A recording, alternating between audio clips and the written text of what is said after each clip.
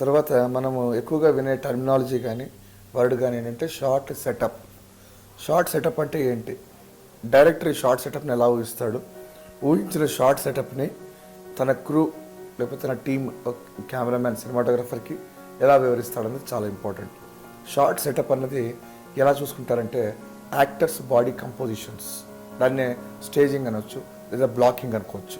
అంటే ఆర్టిస్ట్ ఏం చేస్తాడు, వాడి యాక్షన్ ఎలిమెంట్స్ ఏంటని చూసుకున్న తర్వాత కెమెరా యాంగిల్, కెమెరా షాట్స్, ఈ మూడు కలిపి షార్ట్ సెటప్ అంటారు.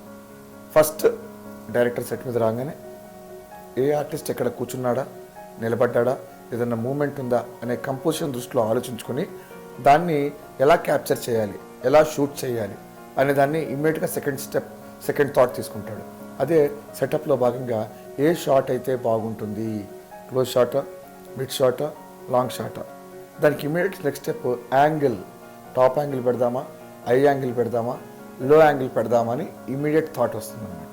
ఈ ఆర్టిస్ట్ మూమెంట్ అంటే ఆర్టిస్ట్ కంపోజిషన్స్, తర్వాత కెమెరా షాట్, కెమెరా యాంగిల్స్, ఈ మూడు దృష్టిలో పెట్టుకుని ప్లాన్ చేసుకునే విధానాన్ని షార్ట్ సెటప్ అంటారు.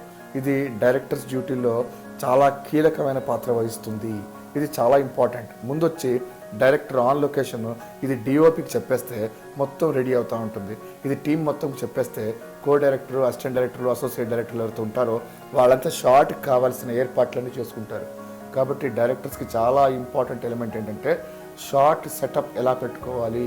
ఎందుకంటే సెట్ మీద వచ్చేసి ఉట్టిగా లాంగ్ షాట్ పెట్టమనో, ఉట్టిగా క్లోజప్ పెట్టమనో, లేకపోతే మిడ్ షాట్ పెట్టమనో అలా వెళ్ళకూడదు, అలా పెట్టకూడదు. ఇంతకుముందు చెప్పినట్టు నేను అన్నిటికీ ఒక రీజన్ ఉంది. క్లోజప్ ఎందుకు పెడుతున్నాం, మిడ్ షాట్ ఎందుకు పెడుతున్నాం, లాంగ్ షాట్ ఎందుకు పెడుతున్నాం అనే ఒక రీజన్స్ ఉన్నాయి. అలాగే టాప్ యాంగిల్ పెట్టండి, లో యాంగిల్ పెట్టండి అలా పెట్టడానికి కూడా లేదు. రీజన్ ఏంటి, ఏ షాట్ ఎందుకు పెడుతున్నావు, ఏ యాంగిల్ ఎందుకు పెడుతున్నావు అని తెలుసుకొని, లాంగ్వేజ్, గ్రామర్ తెలుసుకొని, విజువల్ కంపోజిషన్ పెట్టుకుని, ఆర్టిస్టుల మూమెంట్, డమ్మీ ఆర్టిస్టులతో ఒకసారి మీరు రిహార్సల్స్ చేసుకుని అప్పుడు షార్ట్ సెటప్ ఓకే అయిపోతే నెక్స్ట్ డిఓపి వచ్చి లైటింగు, ప్యాటర్ను మొత్తం ఆర్టిస్టులు రెడీ చేసుకునే విధానంలో ఇది చాలా కీలక పాత్ర వహిస్తుంది. కాబట్టి please keep in mind, short setup is a very important. ఈ మూడు ముఖ్య అంశాలు గుర్తుంచుకోవాల్సిన అవసరం చాలా ఉంది.